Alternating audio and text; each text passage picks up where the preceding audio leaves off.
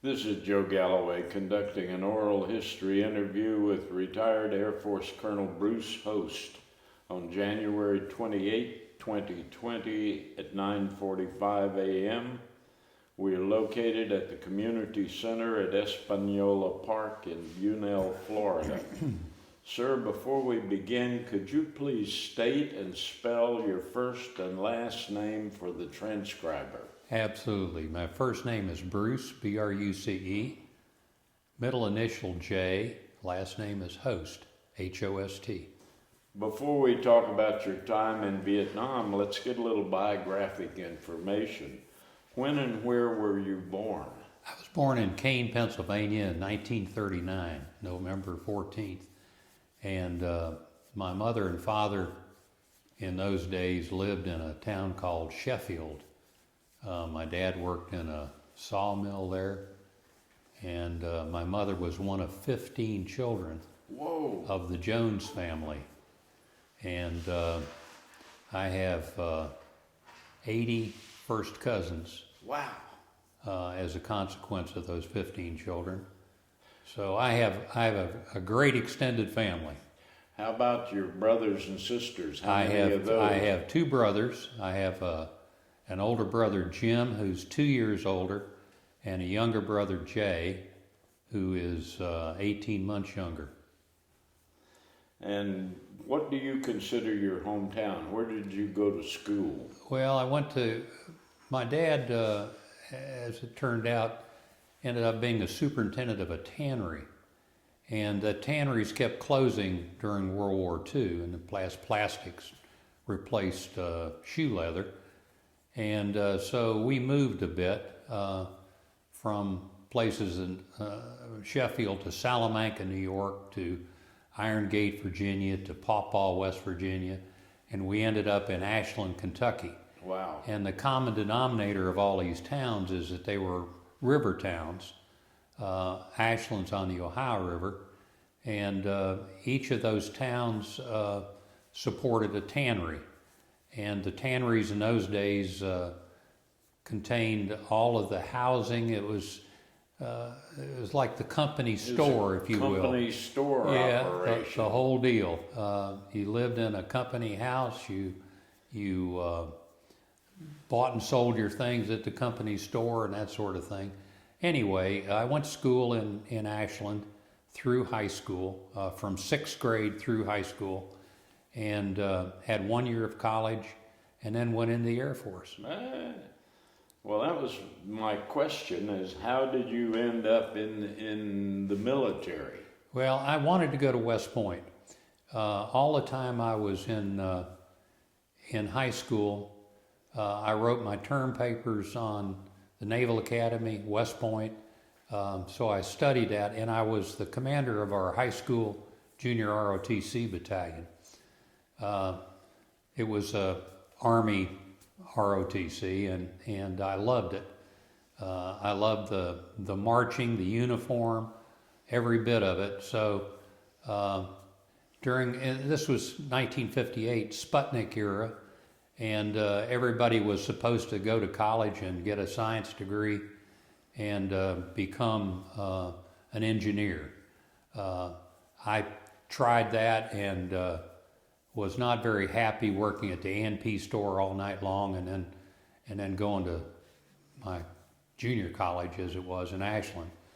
And there was a recruiter came around one day and was sitting in the lobby of our junior college, and I went and asked him what he was doing and what was going on, and he said, "I'm an Air Force recruiter, and I'm looking for people who would like to go in the Air Force." And I thought about that, and I said, "What do you have to do?" And he said, "Well, you have to go take an exam, and once you pass that exam, we'll screen that and see if you have the aptitude to become an officer and an aviation cadet." And this was, again, 1958. Aviation cadets are no longer around, but in those days you could get a commission and your wings either as a pilot or a navigator in 1 year. So I thought, gee whiz, that's a great idea. And went to Columbus, Ohio, took the exam, passed it with no problem. Came back and the recruiter said, you can start in September. And so away I went to Lackland Air Force Base to begin our basic 3 months of aviation cadets. It was the underclass part. I'll never forget getting off the airplane. I'd never flown an airplane, never been on an airplane. Just a country boy from Ashland, Kentucky, and ended up at the airport in Lackland, or in San Antonio, and there was a taxi out there with a sign on it that said for cadets. So I went out and put my luggage on board the taxi, and he took us to a place called Lackland Tower, where I was met by other aviation cadets in their white gloves and their uniform. And the taxi driver leaned out at the window of his car and he said, "Fresh meat." And I thought, uh-oh, what have I gotten myself into? So here we go. I'm beginning this experience of 1 year of training as an aviation cadet, and it was a very interesting year. There were 138 of us that began, and 16 of us finished on time with the class. 16 out of 138, as I recall. 38, wow. Yeah, there were 16 of us finished on time. That's a pretty severe attrition rate. Yeah, and they made it that way. Now, some of those folks washed back one class or two classes for academics or flying issues, and eventually made it. So but I don't know what 16 of you made it on the first run. Yeah, that's correct. Wow. And so then. So it was fresh meat. It was fresh meat, and it was a very tough program. It was the square meals and the marching tours if you were disciplined or any of those things. So there I was, 19 years old, commissioned when I was 20 in September of 1960. And I played basketball for the aviation cadet team that won the Bong Squadron, that won the base championship. And I was their leading scorer. And so the wing commander, who loved basketball and just created a brand new gym there at Harlingen, decided to keep me around as an instructor. So I became... so you could play basketball. So I could play basketball as well, but I was charged with teaching Loran and Celestial and Dead Reckoning and so forth, the navigation skills. At this point, a year in, what aircraft could you fly? Well, we flew T-29s, which had periscopic sextants and drift meters, and those were your principal means of navigation. And this was old school. You had an E6B computer, which was a little handheld thing, and you checked off the drift and so forth. And we used those in our later days. Went from there to Okinawa and became a C-130 A model troop carrier navigator for 18 months. And that was my first experience then to go to Vietnam. Mm-hmm. So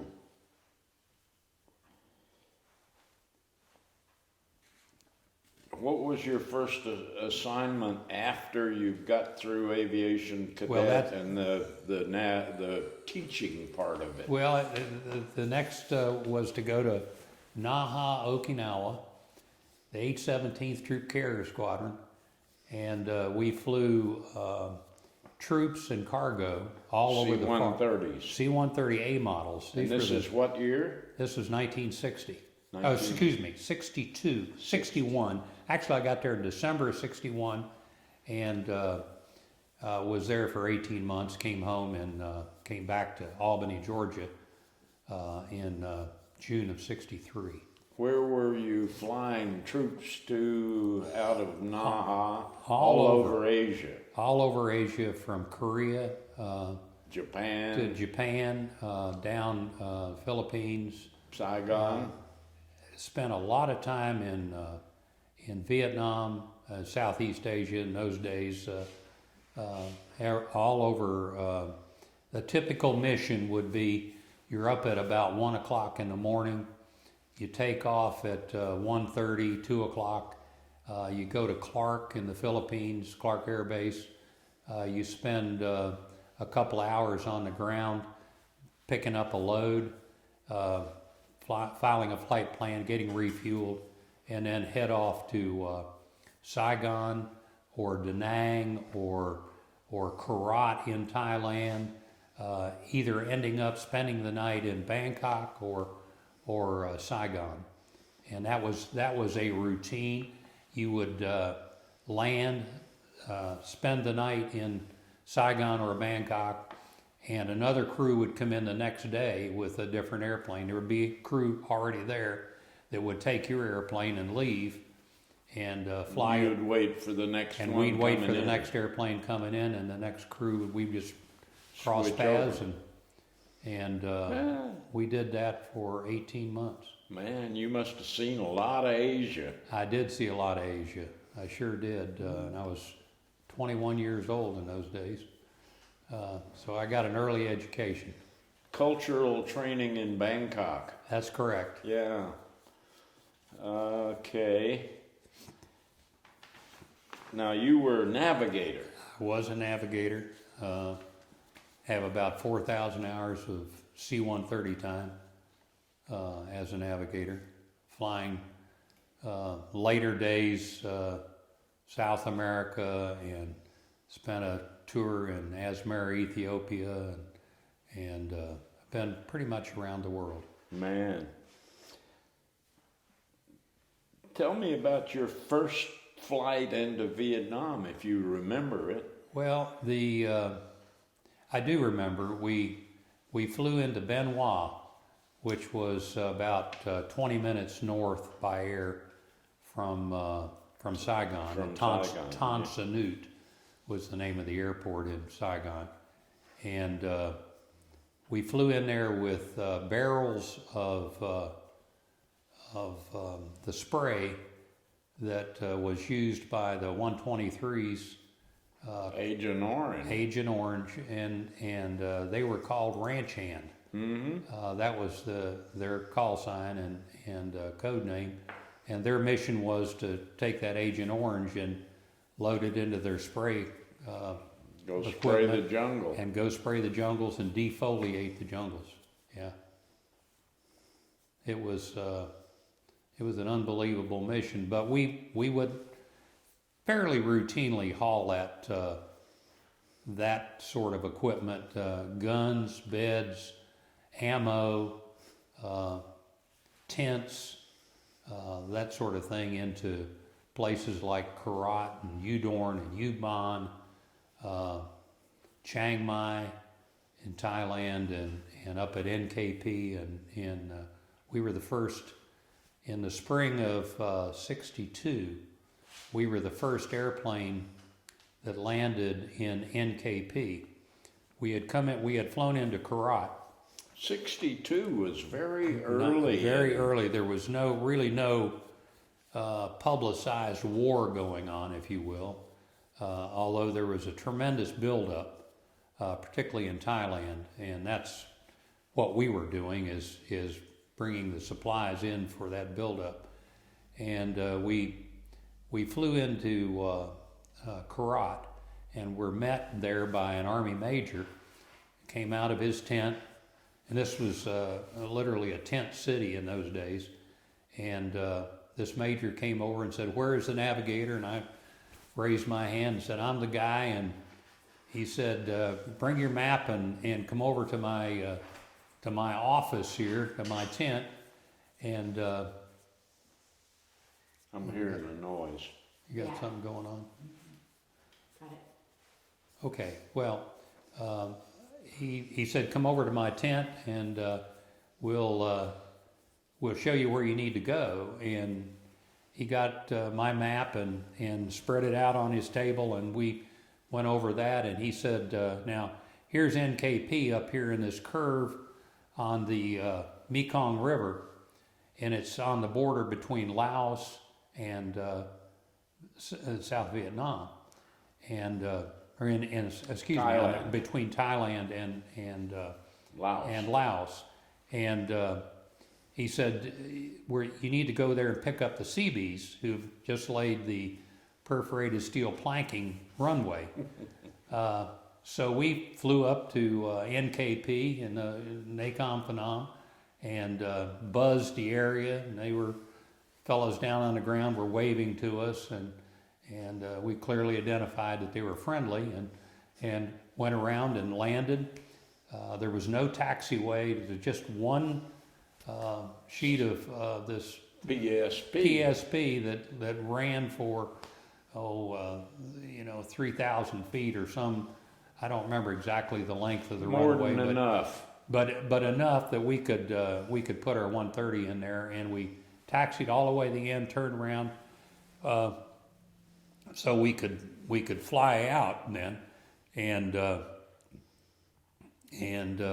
picked up those guys, and they had this tracked equipment just covered with mud, just covered with this red clay, very much like Georgia clay. I bet your cargo master didn't want them on the bird. He was one unhappy guy.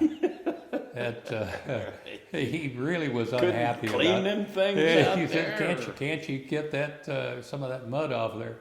But anyway, well, that's a story that I'll never forget. What a mess that was, getting in and out of there, but that was the spring of '62, and we were the first airplane in Nakhon Phanom. We had some other interesting experiences in those days in Vietnam. We went into Da Nang a number of times. Nha Trang was a place we only went into a couple of times, and we had an engine problem in Nha Trang and had to spend the night.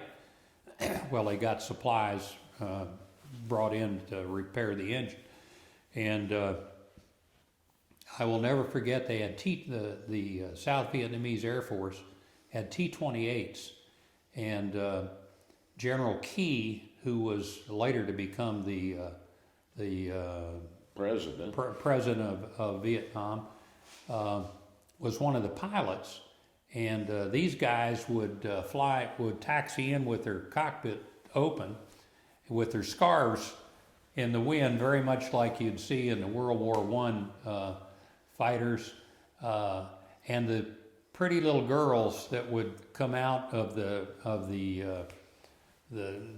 hangar there, the waiting area, with their typical Vietnamese dress, very attractive, running out to the airplanes, waving to the pilots, and the pilots waving pilots, back. Yeah. Exactly, and those T-28s were loaded with rockets under the wings and machine guns, and would take off to the north and literally salvo their weapons right into the mountainside, just off the end of the runway, because that's where the bad guys were. The VC, the Viet Cong, had come that far into the that part of Vietnam, which was central coast, and so they could unload right there. They just would take off and unload. Of course, that way they could get back quicker. Yeah. And see these girls again. Sure. So that was their motivation, I think, for salvoing. I don't know if there were any enemy. Don't know if there were any enemy at all. Yeah. Well, and if they shot their stuff off way up there, the girls wouldn't see it. That's exactly right. Another experience we had was we landed at Pleiku, which is up in the mountains, to bring some supplies to the folks up there, and had a chance to meet with the Montagnard tribesmen who were in those days using crossbows. Probably still today. Well, I suspect, yes, till today they still are. But they had a chance with the Special Forces to be training the Special Forces in the use of crossbows, and I think some of those guys got pretty proficient. And they in turn, of course, trained the Montagnard on the weapon of the day, whatever that might have been, the AR guns and so forth, and we were the benefactors of their largesse.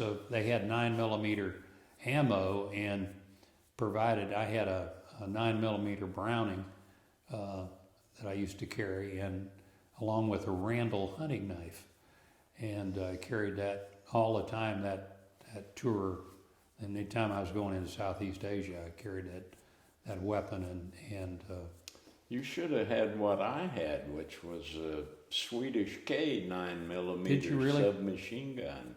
yeah, well, And the Browning, and the ammo was interchangeable. Yes, I know. We got a Swedish K from I don't remember exactly where we were on one of our missions. We traded out. Probably the CIA, they had them.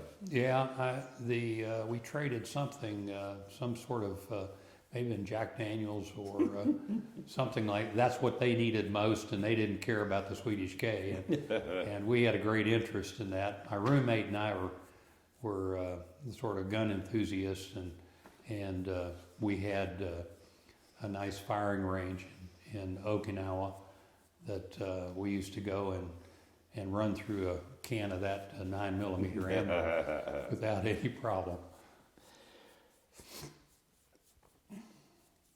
Describe for us your friendships with and your impressions of the people that you flew with and worked with. We had a great crew, and particularly in the time.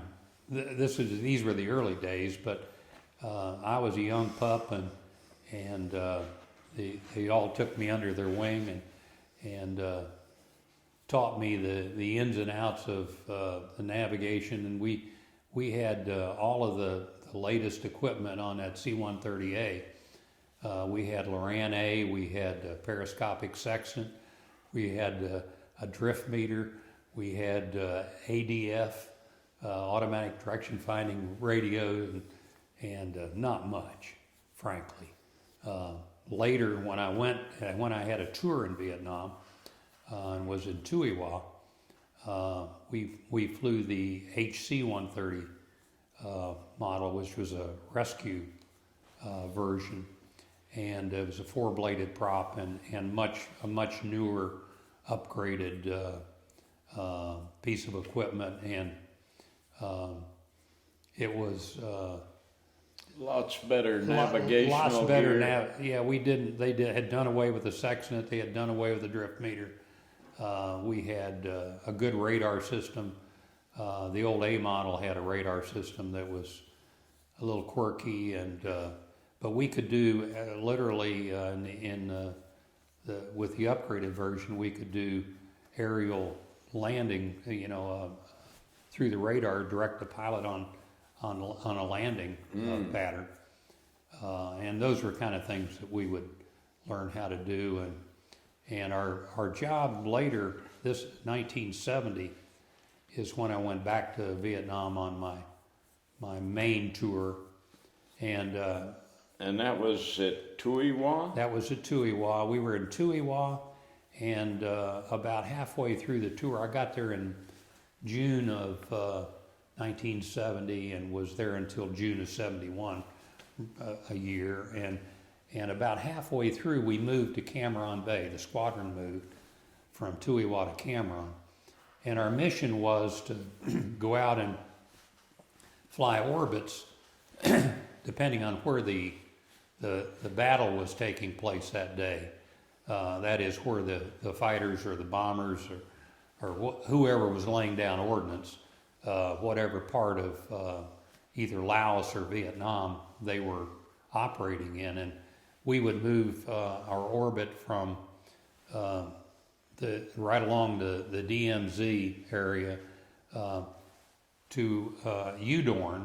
We would rotate actually TDY from Tuiwa over to Udorn, and we would spend time maybe a week in Udorn and a week in Tuiwa and rotate back and forth. And the crews would rotate.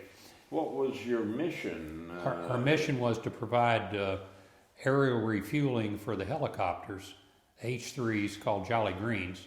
Oh, the Jolly Greens were doing rescue and recovery. They were doing we were the filling station. We were the filling station and the communications platform for the rescue effort. So we would listen to all the frequencies, UHF, VHF, FM, on the guard channel, obviously, and vector them in to where the pilot was. And we would try to pick up if there was a mayday call, somebody had punched out either over water or over land. We would try to locate that beeper, and they'd set off their beeper, and we'd try to locate that and then direct the A1s called Sandes into that area, and they'd fly orbits around the downed aircrew and keep the bad guys keep off. the bad guys away from them, and lay down smoke, and the helicopters would come in. Helicopters would dump most of their fuel before they'd go in for a pickup to be light as possible, so that the extra weight wouldn't be a problem, and they'd go in and make the pickup, come back out. We'd find a safe area, and about 15 to 2,500 feet above ground level, we do the refueling. Now that was a interesting problem because wasn't a problem, it was an interesting mission, because the helicopters were limited in their speed to about 100 knots, 120 knots maybe. So the C-130, you've got full flaps and you're in a descent just hanging on, and the helicopters are going like the devil trying to keep up and plug into a 65-foot hose that's out behind the helicopter. It has an aerodynamic basket on it, and the helicopters would sight that basket, and of course trying to hook up, and they come and plug in, and we'd get a green light on the engineer's panel, and he'd click the switch, and the fuel flow would start. And if they backed out a little bit, it'd spray on their windshield. It was an interesting operation, and it was very close. And we would do it at night, not only in the daytime but also at night. And I'll tell you, I was part of the Sante raid in November of 1970, and as a consequence of that effort, of course, there were no POWs there. That was the bad news. The good news is that we were able to execute flying into North Vietnam at night, November 20th, 1970, and we had a force of Army Rangers that were onboard helicopters, and we drafted behind the C-130. We drafted an H-3 that was tucked into the wing in order to get him up there faster, and the rest of the helicopters we rendezvoused with over Laos and refueled them at night, and then took them into North Vietnam. They were picked up there by the call signs were all fruit salad. We were lime. There were apples, which were the helicopters. Cherry was the blackbird that laid down all of the firefighting sound effects like firecrackers and so forth going on. Simulated firefight, if you will, around near the POW camp. And distractions, exactly right. And so we're we take them to the border of North Vietnam, and the Cherry comes and picks them up and takes them in formation. The H-3 drops in the middle of the camp. The rest of the choppers are to land outside the camp, blow a hole in the wall. The element of surprise, the first H-53 flies over the camp, and knocks out both guard towers on the ends of the camp. Fact is, wasn't anybody there. One of the helicopters, by mistake, that had Bull Simon on board, who was the commander of the Army Special Forces, landed outside and I think it was a Chinese group that was housed in this little camp that looked a lot like the POW camp. Right. And so they got into a fight and killed about 200 guys in that.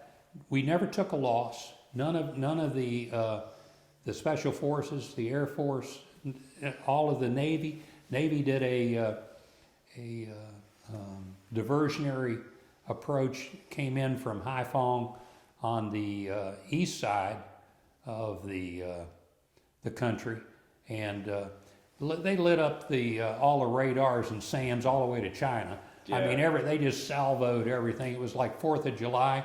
We're sitting out there orbiting outside the area about 20 miles out, and the sky is lighting up, and all these SAMs are going off. They hit one of the 105s. He's on his way back. We picked up his beeper, and he and the pilot and the navigator, backseater, were down, and we refueled one of the H-53s that went in and got the pilot out that night. The next morning they got the backseater out, the nav, who I've met at a reunion. We have a reunion of the Sante Raiders and the POWs in concert. The good news about all that, even though there weren't any POWs in the camp, what happened was that they consolidated all of the outlying camps into... We've interviewed POWs who were at the remote camps. Yeah, and Hanoi Hilton, they put them all in. They put them all in the Hilton, and Exactly. it saved this guy's life. Exactly right. He said, I was going to die. Yeah. So that's the good news from the raid. Yeah. It was... Scared them. Yeah, it scared them pretty bad. It was an exciting night. But anyway, that's the long and the short of my time in Vietnam was kind of highlighted by that little episode in November 1970. What did you guys do for off-duty time if you had much of that? Well, we didn't have a lot, but we had at Tuiwa, we had a beach volleyball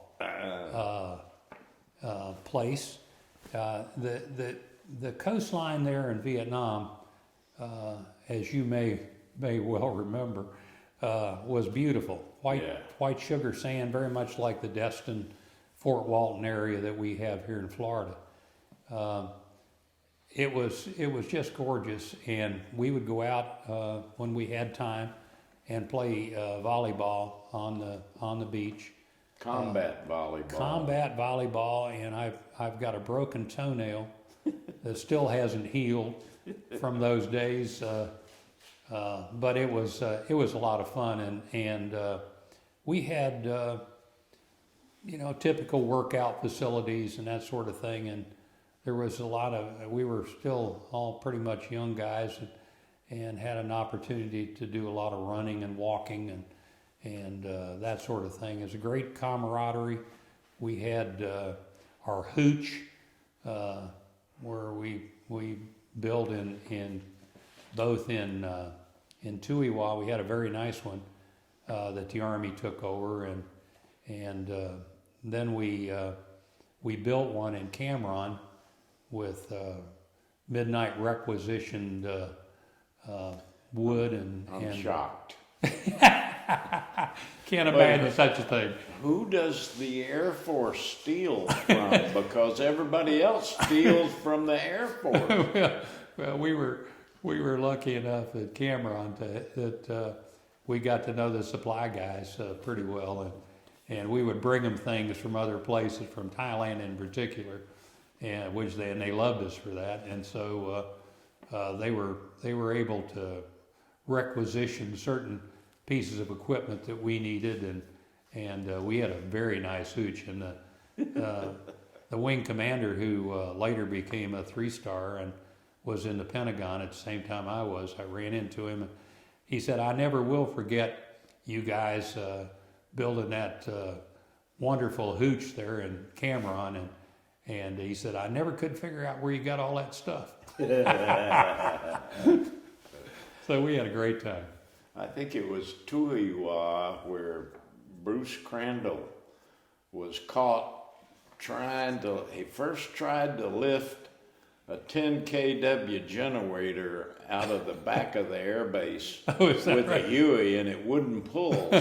So he went off and got a Chinook and left his straps on it, and came back, and the APs were out in the machine gun jeeps and dragged him in front of the general, who said that he couldn't stand these Army guys stealing the whole place.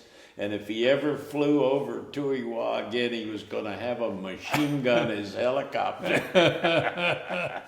Yeah, there was a lot of that going on for sure. There was. It was a fun time. So you were there 1971? 70 to 71, and I left Vietnam, and I had been in MAC headquarters. Before you do that, yeah, can you describe the quality of the leadership in your squadron? We had a great, Sid Spilseth was our squadron commander. I had known him at MAC headquarters, and we got along famously, and he was a wonderful guy. He's dead now. He went from Vietnam to Randolph Air Force Base at headquarters Air Force Personnel Center, and was the head of promotions for the Air Force. Wonderful guy. So he and Jerry Felmley, who was a major in those days. I don't know where Jerry is anymore, but he was our number 2 guy, and we had a great group of folks. I have to tell you, you wonder how you get trained to be a rescue navigator. The guys had built a simulator where they could simulate with really radio system. You put your headset on, go in the simulator, and you're at your nav desk on the airplane, and all of these sounds become coming over your headset. It's a fast-moving F4 who wants to know if he can help you, or a helicopter, and they'll simulate the helicopter sound of the rotors. Vibration on the microphone, and you could picture this helicopter out there, and he's wanting to be refueled, and this guy wants it, and this guy wants that, and trying to control the traffic and get it organized in a way that you've got an on-scene commander on the ground who is generally the A1 pilot, who is doing ground suppression, and he's been appointed, and so he's also organizing what he wants. He wants a fighter to come in and drop some napalm on these areas, and then he's got another forward air controller and an OV-1 maybe, who he wants to put some smoke down to screen for the helicopters coming in.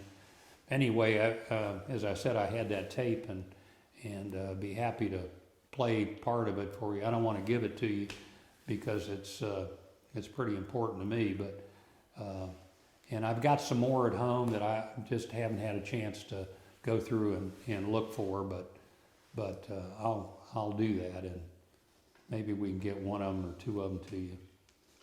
But these are tapes that I made when we were doing pickups. In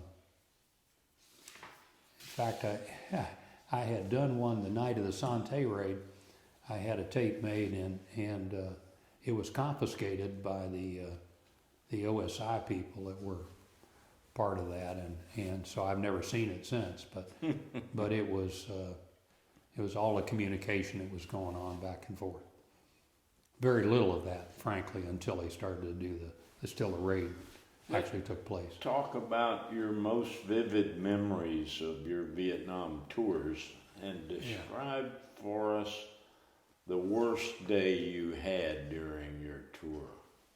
I don't remember a bad day. You don't remember a bad day? No, I really don't. The most vivid memories I have are of the NKP, and that from the early days, that going in and picking up those guys, and how muddy it was. And there was another event during those early years. We went up to Chiang Mai, and nobody had been to Chiang Mai in those days. And this is northern Thailand, right on the Burma border.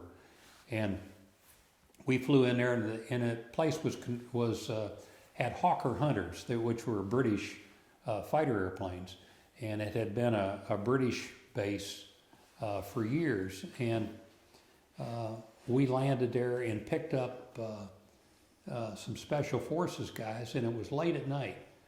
And we took them up on the Burma border, and they disappeared. They just went out of the airplane on their own signal. They told us where they wanted to go, generally, in whatever. On their signal. And on their signal, they just disappeared. They had all kinds of night camouflage stuff on, and I had no idea what they were doing, why they were there. This is 1962.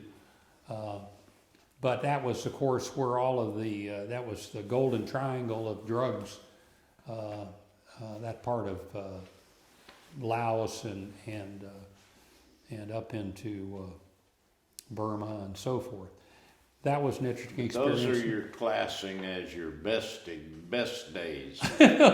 those were most interesting. I mean, days that you really, really remember very clearly, and I have a number of days like that we have from when I was there doing the rescue thing. Some of the pickups were pretty dramatic events, and unless you're there, you can't appreciate how tense everything is, and you're thinking this guy's down there, and you can hear him talking, and he's behind a hill, and people are shooting at him, and then you got a helicopter that takes a hit, and you worry whether he's going to go down, and he makes it out, struggles, gets out, and just sitting and listening to that. You can't do anything about it except to refuel a helicopter when he makes the pickup, and you're finding a safe area to do that in, and that sort of thing, because they had AAA and SAMs in some of the areas that we flew in, and so you had to be kind of careful about where you went. So I didn't have a bad day. Yeah. I really never had a bad day. How much, if any, contact did you have with our allies in Vietnam? By that I mean the Koreans, the Australians, New Zealanders, any of that? Well, only the only time we had contact with anybody other than was in those early days with the Montagnard, and also with the British up at Chiang Mai. And Thais, I assume. Oh yeah, the Royal Thai Air Force, sure. And but we had really no contact. We had our own mission. We had our own thing. We had to we had to try to get the Army to shut off the artillery from time to time when they were firing into an area where there's a guy down, and say, "Time out, guys! Please shut it down, if you will." And sometimes that was hard. Hard to get done. Hard to get done. Hard to get done. Yeah.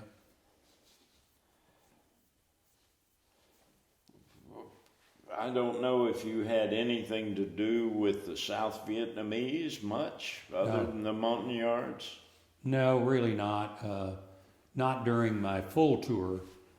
When we flew in and out, we would see, back in the early days, we spent a lot of time in Saigon at the Majestic Hotel, if you know where that is. My favorite one. Yeah, it's a very nice hotel. Down on the river. Yeah, down on the river, and the restaurants around there were wonderful. My office was a block from the Majestic. So, Was it really? yeah, so I would stay at the Majestic Yeah. when I was in TDY. Yeah, we spent, we had I guess a permanent deal there, permanent set of rooms for the crews that would rotate in and out, and we just literally would pass. They're going to the airport to pick up the airplane we just brought in, and we'd spend the night, and then the next day we'd go back out and get on the one that somebody else had brought in. But while you were doing that tour, how much contact did you have with your family back home? I was very lucky. In both tours, both the Okinawa tour and the tour in Vietnam, I got home for Christmas. Both times. Wow. We had a reason to take a C-130 back to Warner Robins in Georgia for maintenance. Yeah. And pick one up that had just come out of maintenance.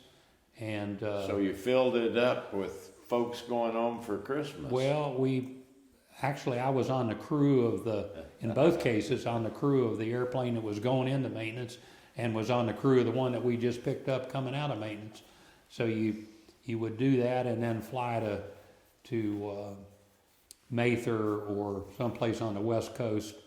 I can't remember for sure, but then we'd fly to Hawaii and Wake Island and Guam and on to Okinawa. Yeah. Or back to Vietnam through Clark, and those were long trips, but a lot of fun and interesting. Had one case where we were flying out of on a rescue operation out of Iwo Jima. There had been a C-121, this is a long time, this is early 60s, and 121 had gone down, Flying Tiger, and we were dispatched to Iwo they'd set up a little rescue center there, and we did search missions, and flying back home, we got in such a tremendous wind condition that we weren't sure we were going to make it back, and actually landed at Naha and had to feather one of the airplanes. Anyway, that was an interesting mission that you remember when you're wondering if you're going to have enough gas to get back on the ground. That Iwo Jima was a place. Yeah. I spent a couple of days on board there before we gave it back to the Japanese. Yeah. It was an interesting place. We didn't spend much time on the island. Just go there and refuel and get back out and do our search missions. Had pipes in the runway with steam vents from the volcanic activity. Amazing. All while you're doing this, how much news do you get about the war that you're fighting in? Well, Stars and Stripes, Armed Forces Radio. You get those kind of things, but I never, I never gave it a lot of thought, or my memory of that is not anything that stands out. I mean, it was one of those you're there, you're doing it, you're part of it, and my wife and I communicated during my tour by tape, by audio tape. Little Just cassette tapes, and would mail those back and forth, and it would take a week or two to get into the cycle, and I'd get a tape every couple of days and would make one up and send it back, and I've still got those at home, and I have got to take some time to listen to them and find out what the news was in those days. Transfer them over to DVD before they melt. Yeah, well, they're getting kind of old at this point. Yeah. And I got my old tape recorder out the other day, and it doesn't work anymore, so I had to buy a little battery operated cassette player. And they got outfits you can just box them all up, send them off, and they'll transfer them for you to DVDs. Well, I may need to do that. We did that with our slides. Yeah. I had boxes and boxes of slides, and I got all those transferred to DVDs, changed them over. When you finished the tour in, 71? 71. Tell me about going home. I don't have a vivid memory of that. I was excited because I'd been selected for Command and Staff School. And I went to the Navy Command and Staff School as one of 14 Air Force officers. And so I was looking forward to that, and my wife is an interior designer and had been in contact with some people in Newport, which is where the Navy Command and Staff School is, and had found us a house. It was a Doris Duke restored home, and she was all excited about that, and that's my vivid memory of coming back. And but I don't have a lot of memories of re-entry, if you will. I mean, I remember later, after my tour at the Navy Command and Staff School, which was a year, I went to the Pentagon. You were at this point, a major? I was a new major. I was to have gone to the Pentagon, and I ended up going to Alaska. And I ended up at Elmendorf as aide and exec to the Commander-in-Chief Alaska. That sounds like better than the Pentagon. Yeah, it was. It was a wonderful tour. Then we went to the Pentagon after that, and I spent 3 years there. Then went to National War College, and then I became an attaché. I went to attaché training, language training, learned Romanian. And went to Bucharest for 2 years in 1979 to 81. So I finished up my... Interesting period? Yeah, it was. Ceausescu was there. The Ayatollah had captured our guys in the Iranian embassy, American embassy in Iran. And... the Russians had invaded Afghanistan, and those are my vivid memories. I remember the relationship I had with the Russian military attaché, which was very good. Kuchimov was his name, and he was a World War II fighter pilot in the Soviet Air Force. Very interesting guy, and we would sit and talk and in Romanian. He spoke Russian, didn't speak any English. I didn't speak any Russian, but we both spoke Romanian. So there you have it. We're sitting, and we it's funny. Has some funny stories. We shared a barber, and often met at the barber shop, and. would we had some interesting times. He loved his vodka, and I took care to be sure he was always well supplied.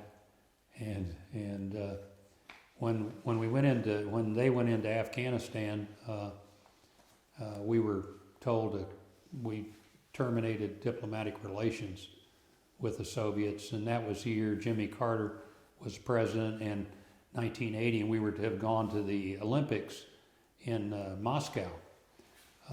And Kuchimov knew that we couldn't do that, and so he brought me back from Moscow the Olympic pins, the little bear and all of the stuff that they had traded in those days.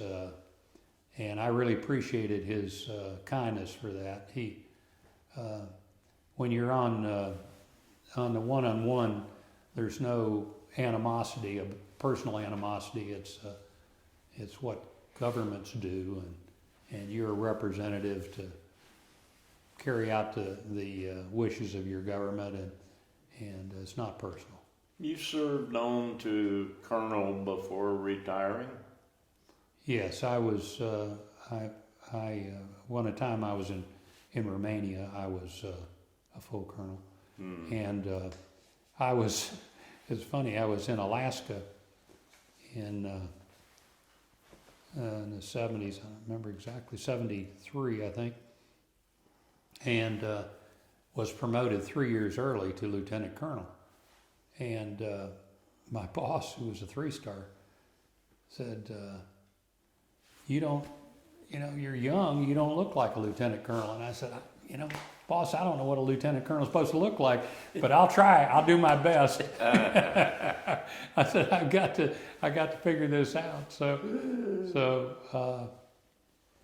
Anyway, those were interesting times. And I was very fortunate in my career to have been promoted early and was able to retire early. And I really didn't want to retire. I was in Romania. I was a brand new colonel when I was posted over there. I spent 2 years working for the defense attaché, who was an Army colonel, who was very senior, and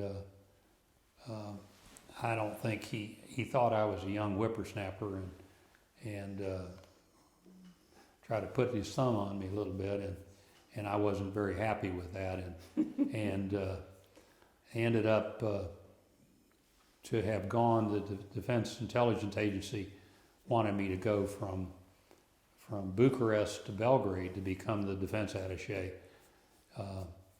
And I looked at what was required. You would have to come back to the States, go back and learn, back to language training, learn Serb. Your children at that point, my daughters were 7 and 9, as I recall, and by the time we had come through the States and so forth, they'd have been 6th or 7th grade, and that caps out in the American school system. So they would have to go either to boarding school in Switzerland, France, someplace. And I just didn't think that was a good idea. So I came back, and I had been in the Pentagon personnel system, so I called General Osway, who was a 3-star DCS personnel for the Air Force, and talked to him about that. And he said, I was expecting your call. He said, I know you're not happy about what we have in mind for you, but Defense Intelligence Agency likes what you're doing. They like the job you did in Romania, and they want you to stay with them. And I said, well, thank you very much, sir, but I'm going to retire in lieu of that. I want to come back to the Air Force. I want to be an operational guy and not be out here in this spook world, and so far out in the weeds, you got to pipe the sunlight in, and I just didn't. It was too far away from the real world, and so I retired as a consequence. I was 41 when I retired. How do you think the Vietnam War is remembered in our society today? Well, I just know what I've read about it, and although I haven't personally experienced any animosity, I know that our troops were not welcomed home with a lot of fanfare. I think right now, things like you all are doing with this project, recognizing Vietnam veterans and the anniversaries and that sort of thing, have gone a long way to help repair what were felt as bad feelings. I remember the Vietnam Veterans of America chapter in our chapter in Tallahassee, were started by guys who felt that they had not been treated very well when they came home. Again, I never had that feeling, but there were a lot of people that did.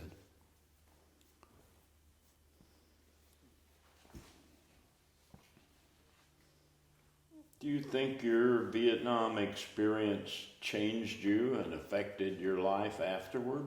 I think it can. For good or evil? Yeah, well, no, I think you learn from everything you do. And I certainly had some interesting experiences in Vietnam and Thailand and Okinawa and so forth, and that whole experience. Yes, it did in your attitude about how to treat your fellow man and the band of brotherhood, if you will, because you get very close to your squadron mates, and very close to your fellow airmen, if you will, and it was a great experience in that sense, and it's not anything you can relay to other people that they can understand, but as vets, you guys know how that was, and it's an enriching and fulfilling experience. Have you visited the Vietnam Veterans Memorial I in have. D.C.? I have two very good friends who were killed in Vietnam. One was a cadet roommate. Another was a high school classmate who was killed at Tuiwa in an F-100. He was a Misty Fac, had been shot up and coming back to land at Tuiwa, was killed. And he was my deputy when I was the high school commander of the ROTC unit. He went on and went to West Point, which I wanted to do. What you wanted to do. Yeah, and he made it. I joined the Kentucky National Guard while I was in high school in order to have an opportunity to compete they have a competitive appointment. My parents didn't know any congressional people, any politicians, if you will, and how to get an appointment. I wasn't able to do that on my own, and so I thought I could join the Guard, and I knew there was a competitive appointment. I went and took it. Didn't make the cut, but it was a good experience. You've heard about the 50th anniversary of the Vietnam War commemoration. Yes. What do you think of that? You're part of it today. Well, I think it's great that those who felt like they were not recognized properly are being recognized, and there's so many folks I know in our Hall of Fame. We have a large number of Vietnam veterans, and in fact, I think the main group of our people are in that age group who are being recognized. And I think it's time to check and see if you have any question you'd like to ask. Well, as I said, after 54 years of marriage, there are not too many things that I don't know. Okay. But I will say, when Bruce was at Scott Air Force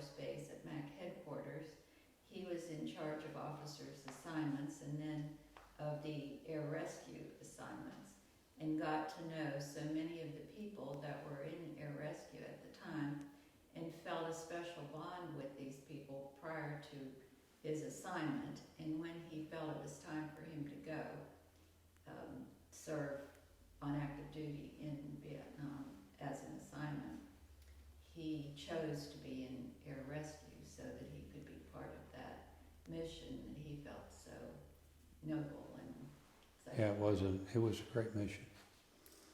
Have you received your Vietnam lapel pin? I have not.